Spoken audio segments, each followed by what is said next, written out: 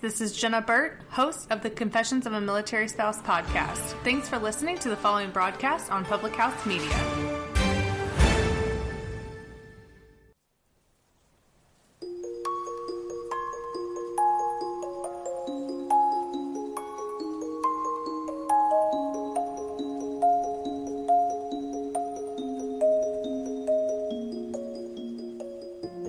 Welcome to the Leadership Revolution podcast. We want to take a moment and say how happy and honoured we are that you have chosen to take time out of your week to join us today. We're excited to have you with us. If this is your first time listening, our vision is to build healthier families and communities through education and leadership, which begins by leading ourselves from the heart. We invite you to be fully present as you listen and judge later, because it's not easy to do both at the same time. So sit back, relax, and enjoy.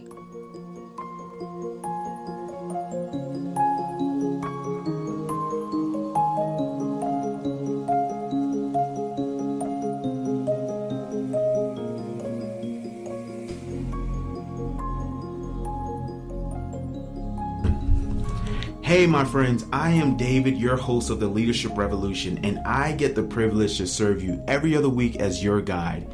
I have an amazing guest today. We're sitting down with Derien, and we're talking about Where Do We Go From Here series. Where do we go from here? Derien, can you introduce yourself to the listeners who may not have gotten to know you yet? Absolutely. First of all, I want to say thank you for having me. This is quite an honor and privilege for me just to sit and talk with you, and hopefully it'll be good for your listeners. For those of you who don't know me, my name is Derien, and I've been in public education for 21 years here in Colorado and some other states in the country. I currently serve as an elementary school principal in a local school district here in town. Just a little bit about me. Son of a military kid, so came to Colorado Springs back in the late 80s. Mm-hmm. Went to school here, went to middle school here, went to high school here, and then left to go play some ball out in Oregon. Nice. Long time ago, so go Ducks, always got to get that in there. Started my career in education out in the Pacific Northwest. Mm-hmm. I started as a classroom aide. I've been a teacher, been an assistant principal, and now a principal. So there's not a lot I haven't done in public education, and it's been a great ride, I should say. As difficult and kind of crazy as times are now. I know we'll talk about that in a little bit. It's been great. I mentioned my father was in the military, but after he retired, he had a career in education. He was a teacher and an athletic director here at a high school in town. And my mother is a retired math teacher. So, I think education is in the blood.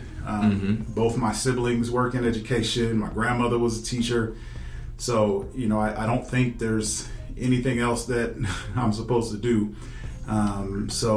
That's a little bit about who I am. I've got 4 kids. Just had my first grandkid. So, awesome. I know your listeners can't see, but that's why I'm growing out the beard. It's turning gray, but I think that's what you have to do when you're a grandpa. So yeah, that's a little bit about me. And like I said, I'm happy to be here with you and talking about where do we go from here? Where do we go from here? Thank you so much for that intro. And I know you have a wealth of experiences, wealth of knowledge, and literally you've been immersed in education from your parents, and now you're doing it. So let's just jump right into it. Right now, we are all aware of COVID-19. It's worldwide, it's global. And there's been multiple interruptions in multiple sectors, but specifically in education. How have you seen the interruption and the challenge with COVID and leading kids? Yeah.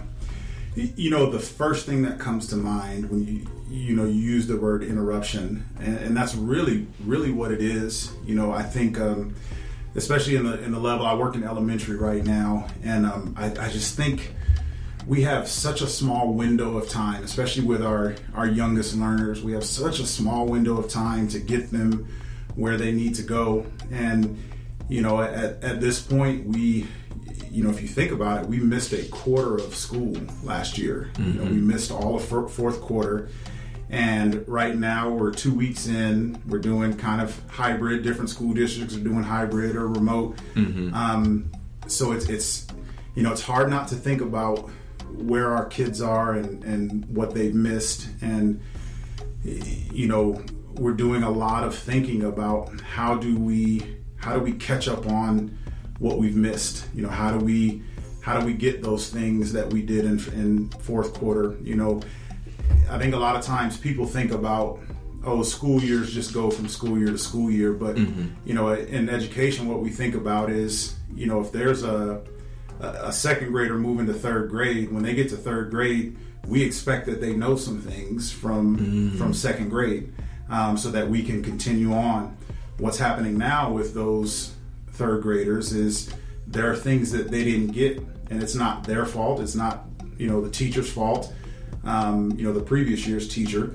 It's just the fact that we did not have them there. And so we're spending a lot of time figuring out, okay, what do we do? Do we spend time going back and filling some holes? Do we jump right into the content for the next grade? Because I tell you what, there's enough content in each grade level. We barely get through that in a year. Yeah. But now we're trying to make up the lost time. So, it's challenging. There's a lot of work to be done. I'm blessed with an incredible staff. And I would tell anybody that I'm just blessed with an incredible staff. And, my heart hurts for them because there's a lot to do. And, I think they're taking it personal because they want to serve kids. So, to come back to your question, I just think, it's urgent. Yeah. We don't have, all the time in the world to get kids where they need to get. They need to hit certain benchmarks by certain times. And so now we're just a little short on time. So that, that's one of, I think, many things that, when we talk about challenges or what, if you ask me that question again, I could probably give you a different answer. But that's kind of what's on my heart and my mind and the heart of our staff right now. That's powerful. You said something that I want to bring back up to the listeners, that the expectations stay the same even amidst this interruption. So how does one continue to meet standards when the resources or the opportunity to resources has been interrupted? Do the standards then change? No, the standards don't change. And I think if you ask most educators, the standards that the state puts out are important, and that guides a lot of what we do. But I think a lot of educators I work with have a bigger picture of, it's not so much about the standards, but we are teaching these young people, and they're going to become adults. And to me, if I can teach a kid to read, I'm not thinking about a test score. I'm thinking about how this benefits them, in life. And so it's important that we teach kids how to read and that we teach kids how to write and express their thoughts. And so we want to accomplish those things. Yes, the standards are important, but these are lives that we're talking about. And, education oftentimes is an equalizer. I don't want to say it's the only equalizer, but it is. No matter where you come from or what kind of resources you have or how much money your family has, if you can leave my school reading, writing, loving, learning, then we've given a gift that is priceless. And I think that's what we're ultimately trying to accomplish. That's what the teachers at my school are trying to accomplish. It's about these lives that are going to go out from here. I think about it. If we have a kid from kindergarten to fifth grade, we have them 6 years. That seems like a lot of time, but it's not a lot of time, and now we're even shorter on time. So, I think, that's what I think about when you ask me that question is, yes, we have standards to meet, but we have lives to build and to pour into. and we just have less time now to turn that young, that 5-year-old kindergartner into a reader, to turn that first grader into someone that loves learning, because every kid comes prepared a little bit different way. But it is our goal, again, to have them love learning and to meet some of those goals. So I think we're feeling the pressure some, because we want to bless them in that way and prepare them, and we're just, again, I know I keep saying it, but we're short on time right now. Yeah, and you said something that stuck with me. You're not just teaching kids just to read and write the basics, but you're building adults who would eventually, have embraced the love of learning. And I know that there's intrinsic and extrinsic, so the internal, external motivating factors that, we have within, or we have some outside motivating factors, and I believe that's what you all are doing. But you mentioned building the youth of tomorrow, and I'm paraphrasing it. So with tomorrow's technology, like 21st technology, and I know in our last conversation we talked about Blockbuster versus Netflix, right? And how you can stream versus getting a VCR. Oh my goodness, that sounds like an abomination saying it. A VCR. How has the pivot, right? Using technology been incorporating in the schools in the Springs area? Yeah, technology has certainly opened up, lots of pathways and doors for us. I think the most obvious is it's allowing us right now to connect with kids when they're not in our building, and it's new for us, and we're learning how to do that. The other thing I think it's doing, which is really, really important to me, in the school district I work in, there are now platforms in place where I think parents have more access as well. And I think, parents being involved in advocating for their kids is absolutely key. Kids are in school, but they're at home quite a bit. And, the technology, I think, is incredible. I think it's, not only does it allow us to stay in touch, but it gives kids a different way to respond. When we both have laptops sitting here, and it's not just about can I type something and send it to you, but when you look at apps and software, like, it just opens up the world for how kids can respond in different ways. What this allows me, if I'm a teacher with 20, 25 kids, 30 kids in my classroom, I can say, hey, everybody, we're going to learn about, this war or this thing that happened in history. The computer, or the technology, gives kids a lot of ways to demonstrate whether they've learned that. You can go on here, you can draw digitally, you can make a project digitally, you could write a paper, just kind of like you and I probably had to do as we were coming through school. But I just think it gives kids a lot of different ways to respond and engage. Our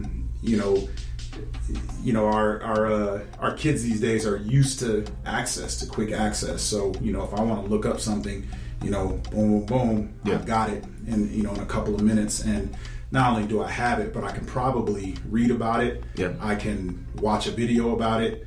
I can hear a song about it. I could look up art about it, all within, seconds, minutes or seconds. So, the technology helps, absolutely, and I think it's, really it comes back to how kids can engage in content and how they can demonstrate to the teacher that they have learned what that is. And it kind of goes back to what you said in a previous question. The standard doesn't change. I still have to show that I know, that I've met this standard, but the technology gives us different ways to do that. And, that I am convinced is good for kids. That's good for kids, to give kids the option of how they respond. I don't know.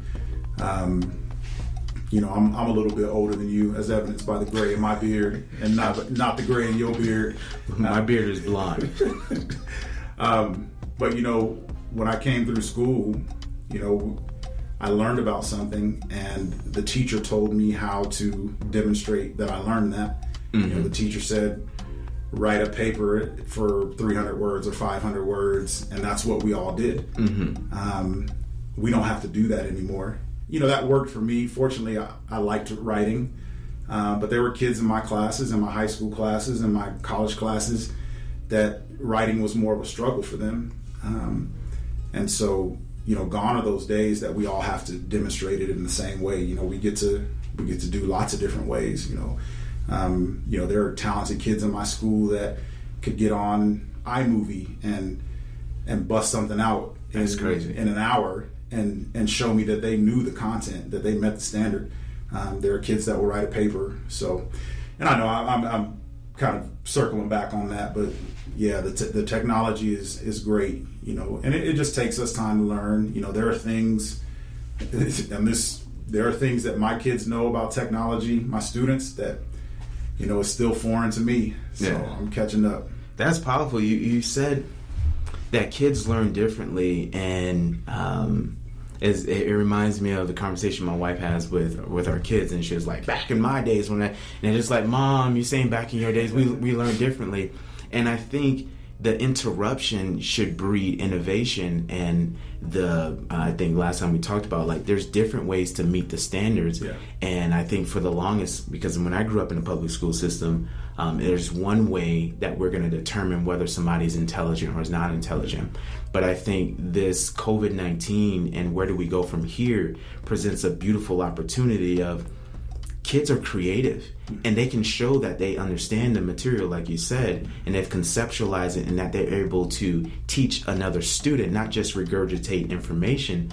And you talked about engagement, which is so key, right? Like in social media, we're socially connected, but I think emotionally we're disconnected. Now, as far as engagement, because there's no longer a teacher in a classroom because it's distant learning, how do the schools and educators increase engagement while there's no one necessarily looking over a child's shoulder? Yeah. I'll be honest. I don't think there's much of a difference between engagement in remote learning and engagement when we're in the classroom. Mm-hmm. I want to make sure people understand that engagement and paying attention aren't necessarily the same thing. I think kids can fool us when we're just looking for whether they're paying attention or not. But if kids are engaged, I don't think you can fake that as well. I'm sure there are some 5th and 6th graders that would take me up on that challenge, but I can sit in a classroom or on a virtual class meeting, and I can look like I'm paying attention. But if I'm engaged, there will be something produced from that. And so I think in order to have engagement, we have to walk towards students a little bit or a little bit more. And what I mean by that, very similar to what I said with the previous question, there is content and there are standards. I think about, again, 100 years ago when I was in middle school, we open up the textbook and we read about content, or we read about a skill, or how to solve a math problem. We read about that. But the bottom line is, nowadays, there are multiple ways to get students that information. There are multiple ways to solve math problems. Mm-hmm. It's funny, when my kids hit about 4th grade, I couldn't do their math anymore. And it's not that I don't know how to do the math, but they were taught a different way. Mm-hmm. I struggled with that at first. Like, what do you mean? Do I not remember how to do that? No, Dad, we were just taught this way to do it. Mm-hmm. And it's funny, what we adults do sometimes is we almost get offended. Like, oh, wait a minute, that's not the way I learned it. Why are they teaching it to you this way? But David, if I asked you, if I said, hey, what's 100 minus 64? The way you do that and the way I do that mm-hmm. are going to be two different ways. I might think okay, 64. If you add 6 to that, that's 70, and 70 is 30. 30 from 100. Like that might be how I do it. You in your head might go. You might see 100 and then a 64 underneath it and just work it out. Yeah. But which way is right? Yeah. It's to the user. Yeah. And I think that's what we have to be able to do to get engagement. We have to say, David, because you did it this way, and Derien, because you did it this way. Like, we need to honor that. That's what leads to engagement. When I want to show you how I learned about, again, we pick any war or any significant thing in history. When I want to show you what that meant to me, will you allow me to make a mural about that? Will you allow me to do a drama about that? Will you allow me to write a rap song about that? Yeah. Will you allow me to write a paper about that? So I think that's how we have engagement. And I think if we let kids dig into content in the way that best suits them, I talked about that product that represents engagement. If we let them get in the way that's best for them, that's what will be produced. You will see something. If we're just looking for kids to pay attention and to be compliant, we can very easily get that. I can stand over a kid and shush them and say we're going to do it this way, and it'll be a battle. But I can get compliance from kids, but that doesn't mean that they're engaged. So again, I think if you are looking for engagement, you will see something different. You will see something produced. You will see that that light that we talk about in kids that's sometimes hard to articulate. When they're engaged, that's what they'll see. Wow, that's powerful. I definitely want to bring that point back. When kids are engaging, you will see what they produce. When kids are engaging, you will see what they produce. And I know a lot of educators are going to be blessed by just this nugget of wisdom. And as you were talking, I was thinking contribution versus consuming. And when we're engaging, we're contributing to it, but when we're just being compliant, we're just consuming the information. And when we consume, if we think about like any form of entertainment, right? We watch Netflix, we're just consuming, we're complying, we're being entertained, we're in this position that we need to be.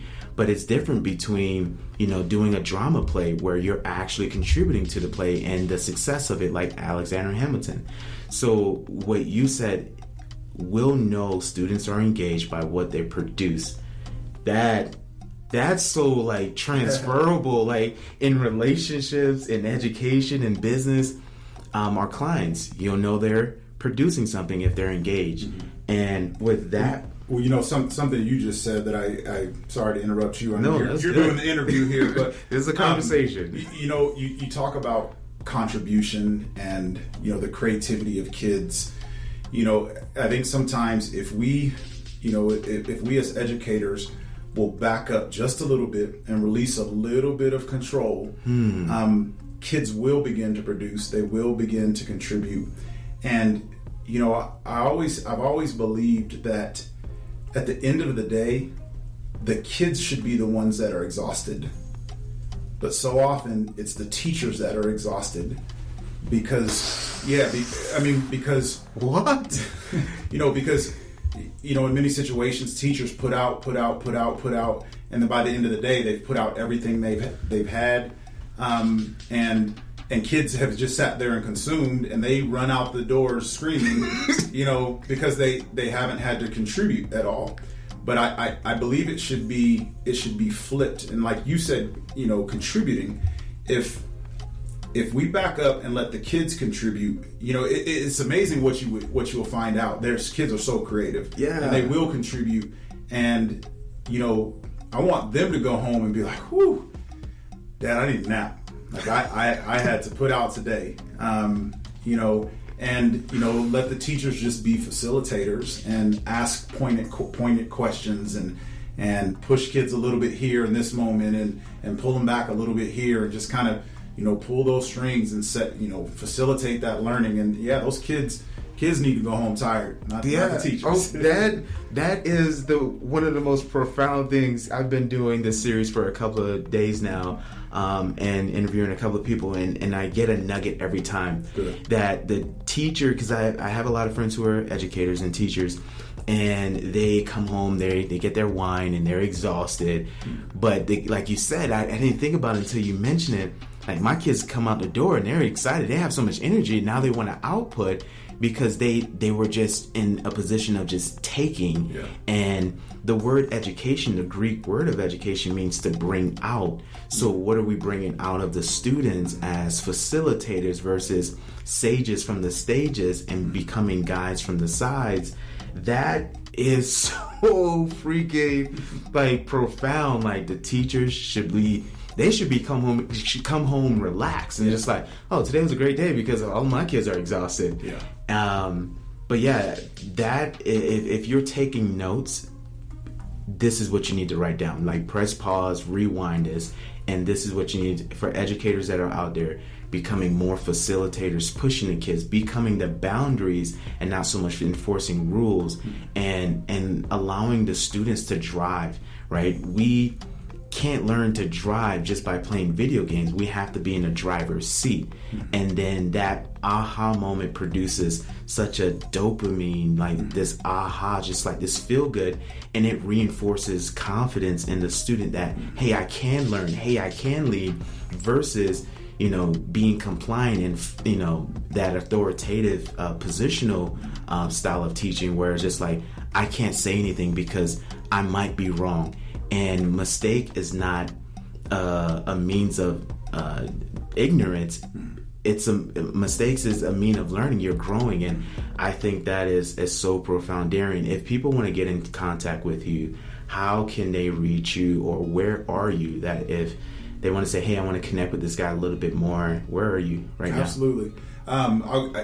Would an email work? Or email works, social media works. Okay. I'll tell you this. You can reach me. My email is dlatduck. So DLATDUCK. That's my throw out there to my Oregon Duck. So dlatduck@gmail.com. I'm also on Facebook, Instagram. My Instagram is mostly, we do some cooking on the side. So Lat's Kitchen is the Instagram page. But yeah, I would love to chat about anything: food, football, kids, education. It would be a pleasure. It would be an honor to speak with anyone out there. Yeah, that we definitely have to do another segment on where do we go from here in the restaurant business, because food is my love language, and your information is going to be posted with our marketing that's going to be coming out. So for those who want to get connected with Derien, his information will be there as well. And I want to thank you, Derien, for being part of this series. I am so grateful. Like, I'm taking notes as you're talking, because as a result of it, I'm the student. So thank you so much for being here. It's my pleasure. Thank you. Anytime for you. Awesome. And I want to thank you all for joining us today. Come back every other Wednesday of each month for a new episode. And I want you to remember something. If we as leaders are to set ourselves apart, we must start by leading through love, which always comes from the heart. Thank you so much for joining us for this episode of the Leadership Revolution podcast. We hope you were blessed. We value feedback from our listeners, so please leave a comment letting us know what you found helpful, challenging, or left you wanting to know more. New Leadership Revolution messages will be released every other Wednesday. Hit subscribe to be sure not to miss out. To stay in the know on our latest news, events and initiatives, follow Shepherd Revolution on Instagram, TikTok and Facebook. Thank you again for coming on this journey with us. We love you, and as you go about the rest of your day, we bless you to lead from your heart.